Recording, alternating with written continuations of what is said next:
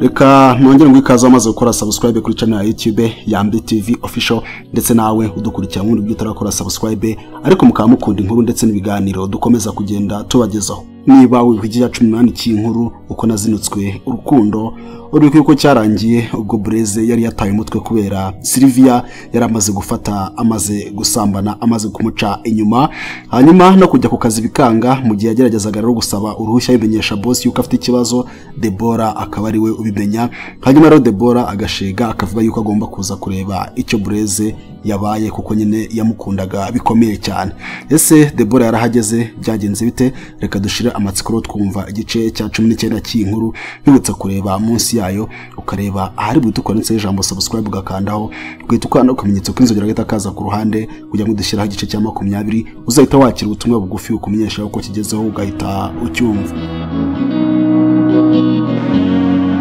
Burya kuko ngo wagumiwe n'amenya hagamo n'amazi uzunga urukundo rungore rungaraguza agatimbura aho nduhungira. Kera najyaga numva avuga ko urukundo ruhahamura mbese kurusha intambara simbyumve neza, ariko ubu noneho narabyumvaga kuko iyi ntambara iteye abantu bahurura bagahunga mu gihirire, ariko akaga k'urukundo iyo rukujengereje mbega wanzwe watendetswe cyangwa waciwe inyuma noneho kabyibonera bitari imbarirano bikwitendekamo bikagutangira umutima kandi wenyine sha. Nyamara bo mu bana bo mukorana cyangwa bunyuzeho bisekera mbese binara amahoro wahaca bari kwisekera ukagira ngo niwe basetse mbese ukagira ngo basetse ikibengero cyawe byahe byo kajya. Erega ubwo kiburanye ukinenga kandi batanakwitayeho ubumeze nk'urwaye agakoko iyo ukoroye bakureba ukagira ngo barabimenye. Rero iyo bakubitiwe mu rukundo ntiwafumyemo ngo wiruke ntutaka ngo utabaze kuko bahuruye batabona ibyo wiyumvamo biguteye guti bitabapfu. Ubwo nyine no kurucuka rumira ugatuza ugashirira wumva ugashinyiriza ugapfira muri Nyagasani. Nitwa Breze Nzahari yazize gukunda urudahemuka. Ubushize nababwiraga kaga nari ndimo ko gucibwa inyuma n'uwo nkunda ubukwe burimbanije akanci inyuma ku muhungu w'inshuti yanjye ntibazaga aho bamenyaniye nkumva ari n'akagambane ko kunyishongoraho cyangwa kunyihimuraho nkaho hari uwo nagiriye nabi wahe wo kajya ko nari ntama y'Imana. Nanone kandi duherukana Debora yakamejeje umutima we wanze gutututukwa ngo mpaka amenye icyo nabaye. Nari nibereye mu rugo mu masaa 8 nanze kujya ku kazi kuko nta rutege nari nifitiye, nta muntu nifuzaga kuvugana nawe cyangwa kurebana nawe kuko nari namwaye nka Luciferi yirukanwe mu ijuru. Numvaga ndebwa umubiri wose kubera urukundo rw'imfabusa nari naratereye utanyitayeho. Sylvia yabuze isoni zo kunca inyuma. Numvise umuntu akomanze ndikanga kuko ntawajyaga komanga nawo muri urwo rugo iyo bazaga barinjiraga bakavugira muri salo. Nibajije uje ndahamagara ngo ninde ntiyavuga ahubwo arongera arakomanga. Nahise ngira ikibazo nibaza ibyo ari byo. Ese Sylvia yabaye yahuye bakaba baje kumfunga kandi ko nagoroye ku bakobwa cyangwa ne Aimable uje kunsaba imbabazi. Ariko nkumva Aimable atabasha kumenya aho mba kiretse abanje kumbaza gusa nkakeka ko Shere nako aho ari Shere yahamurangira. Yakumanzwe gatatu ariko nkumva muri jye mfite umutima mubi ntabasha guhaguruka ngo njye gukingura, ariko nibaza ko ari abashinzwe umutekano barumena cyangwa bakazavuga ko nabaruhije dosiye bakayiremereza. Nariyanda yanze ndahaguruka buke buke numvise ibyo nitaga umujinya n'agahinda byabaye uburwayi nterwa ubwoba no kuba ntabasha kugeza ku muhanda ntaho ndandase. Nagiye kumureba ngenda nisunga ibikuta amaherezo ngira ku muryango. Namubwiye kwinjira ko hadakinze niko kwicecekera nanjye impungenge zari zose nibaza uwo muntu utinjira negera umuryango ngo ndebe. Nakubitanye amaso n'isura y'umukobwa wankunze nkamwihunza muramuzi ni Debora. Yahise azanyegera ashaka kumpobera nk'umukunzi afite urukumbuzi rwinshi. Nge numvaga ntunguwe no kumubona iwanjye nene naramwikuyemo. Sinzi rero byari bimuteye abaransatiye ngwamo nta kindi yitayeho uretse urukumbuzi rw'urukundo rwamumungaga umutima. Nababwiye ko nta utegena mba nari nifitiye kandi Debora yanyizeraga nk'umusore w'imbaduko ufite urutsi. Nahise ngo ngaramye nababura ubundamira n'ubwiramira kuko yaratunguwe ngo hejuru ngira ubwoba. Nabuze imbaraga zibyuka mura n'imbaraga zimubwira kumva hejuru. Nawe yibaza impamvu nigize umunyantege nke nkitura hasi biramutungura. Yansabye imbabazi kantuye hasi atabishaka atari yabigambiriye. Naramwihoreye ndamureba gusa sinavuga. Yatangiye kunkorakora mu mutwe no ku kajyore ngo yumve ko ari cyo mbaye.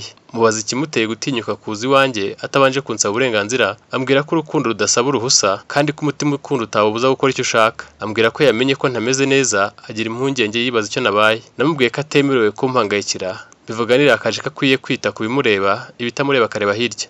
Ambwira ko nta ruhare nagize nga nkunde kandi ko nta mbaraga zo kwikuramo urwa nkunda ngo kuko rumutwara busazi. Ayo magambo yambwiye arahira nanjye mu by'ukuri sinamwangaga nuko ntari kubabaza urukundo rwanjye rwa mbere. Noneho yambwira anyegetseho ya matako ya atengerana anjomba amabere bukwasi isura itagira uko isa isesura mu maso yanjye anyegereye. Numva n'udutege nari nsigaranye turahuhutse. Debora yarabyumvise ko natwaye nuko twari tumeze mpita ntekereza uko nasanze Sylvia ameze kwa Aimable mpita numva nanjye naba mbaye nk'abandi bose. Ndiyanda mbwira Debora guhita mva hejuru byihuse ko niba aricyo cyamugenzaga yayobye. ntiyarabyitayeho ibyo kuko burya iyo ukunda umuntu birenze niyo yagutuka ibitutsi bifata nk'ibitoma. Nibazaga Sylvie nawe aje agasanga tumeze dutyo kataba abonye impamvu yo kunsaba imbabazi. Debora yaranyumviye yangira ariko mva hejuru. Nahagurutse kwa kundi n'intege nkeya, Debora ashaka kumfata ngo ngende neza, ansindagiza ngeze mu cyumba mubere bamba nta kibazo ndi bwijyane ntakeneye ubufasha bwe. Ubanza yari yariyemeje kunyizirikaho. Yambwiye ko nkuko nanjye umunsi mfungurwa namufashije nkamusindagiza akagera ku modoka y'iwabo, ariko nakwiye kubinyitura. Anyibutsa ko icyo gihe namufashije kandi ndwaye cyane kuko mugejeje ku modoka nahise ngwa, ambwira ko noneho wari muzima nta kibazo afite. Numvise nteye inginga ariko ndamwihorera. Numvaga mfite iseri nande ko ndetse njya ku butaka, ndamureka ngeza mu cyumba. Nahise ndyama ku buriri we yicara ku gitanda. Numvaga mukunze ariko nakwibuka ikomere Sylvie yanteye, nkumva nta mukobwa wanyizeza urukundo ruzira agahinda nkomeza kwihagararaho. Debora yambajije icyo nabaye gituma amererwa gutyo, mubwira ko ntacyo. Ambajije impamvu ntagiye kwa muganga, mubwira ko atari ngombwa. Yahise ambaza niba Sheri yanyanze ko yahita mpumuriza akamunyibagiza. Numva nkoze mu nkovu ndamutombokera musaba guhita ataha. Yahise akeka ko nta kabuza Sheri tutameranye neza. Ahita ambaza niba hari icyo nari narya, mubwira ko narya ntarya bidakwiye kumushishikaza.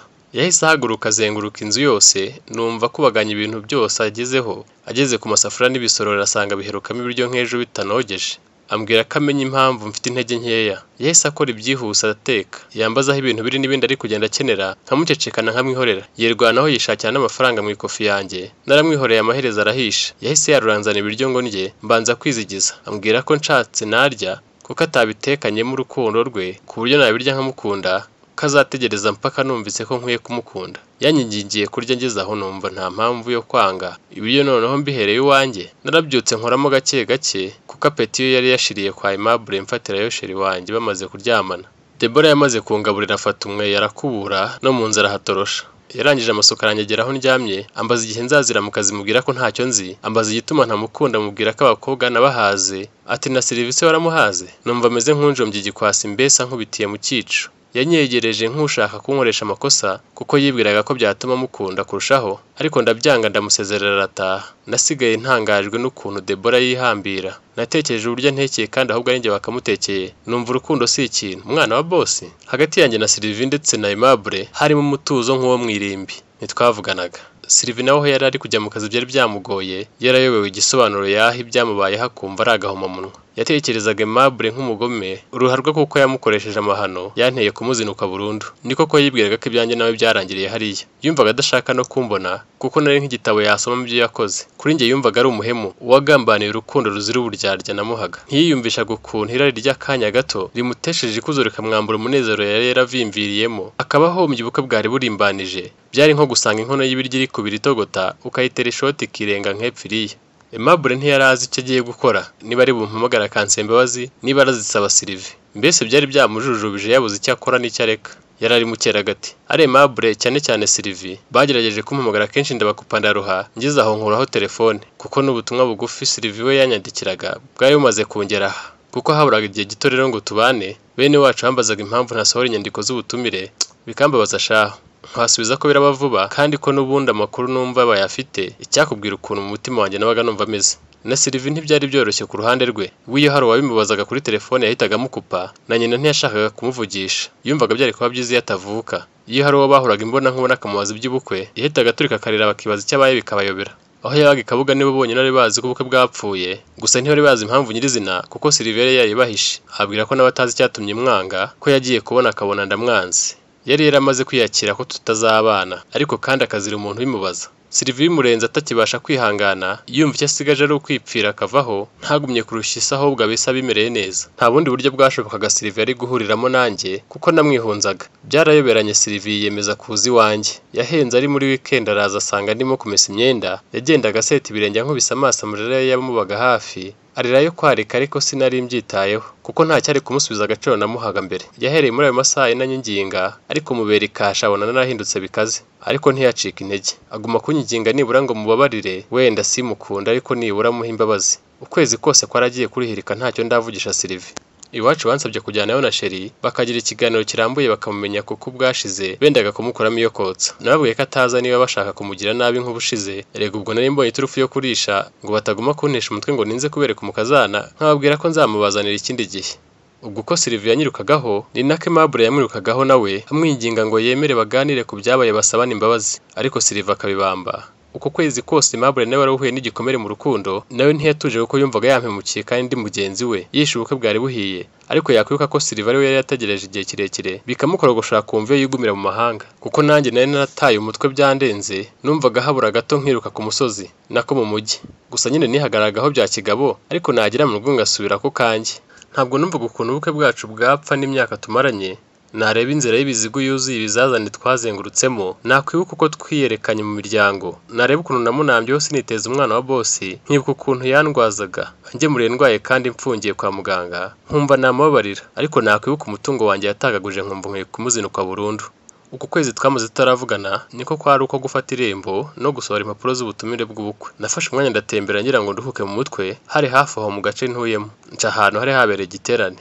hari hagezweho umwanya wo kubwiriza ijambo ry'Imana numva aravuze ngo nutabarira abantu bagucumuyeho nawe ntuzabarirwa n'ujya kujya mu ijuru ntabwo nahicaye ngo numve n'ibindi nahise nihuta iryo jambo ryampagamyemo rimbuza amahwemo nkumva amajwi menshi rimwe riti ibaze kubana n'umukobwa uguca inyuma mutarabana ubwo se mwabanye hacura iki irindi riti wasanga yaracitswe atari ingeso asanganywe wenda akaba ariyo mpamvu akuririra numvaga nshaka kuguma nihagazeho nkibuka ko ntazabona ijuru nkumva namabarira ariko undi mutima uti buretse nabuze imbaraga zimubara ariko telefone nyisubiza ku murongo nibutse ijambo ugeze kumbwira ngo nimubabarire ariko wenda ntitubane nahise numva ngomba kumubabarira muri ubwo buryo yashakaga ariko ntituzabane numvaga hari waha amahirwe Deborah nawe umunsi wakurikiyeho nagombaga kuzimuha ndetse nkanamusezeraho nabuze umuriro muri telefone aho ubonekeye nsanga yanshatse kenshi ngerageza kumuhamagara ariko connection naratashye ngeze mu rugo mfunguye umuryango nkubitana n'urwandiko mbona Silver umbwira ko ubuzima bwe buhagaze keje azajya hatazongera kumenya gutekereza no kubona ibintu cyangwa abantu nahise mpangayika cyane